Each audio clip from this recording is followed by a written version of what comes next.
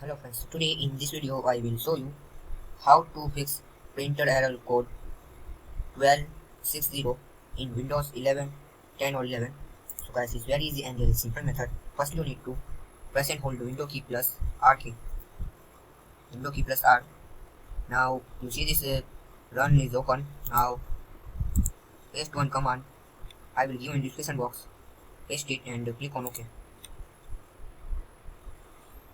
Now you see this troubleshooter is open. Now click on advanced. You see this applied required automatically. Click on next. Now till this processor will be completed. Now see this processor will be completed. Now click on apply this fix. Now wait some few minutes. See this processor will be completed in Windows 11. This is another way. So in Windows 10 this is this process, and you see this close the troubleshooter. You click back on this troubleshooter.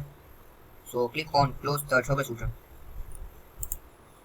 So guys, now restart your PC or laptop. Then your problem will be fixed. After restart, your problem will be fixed. Thanks for watching.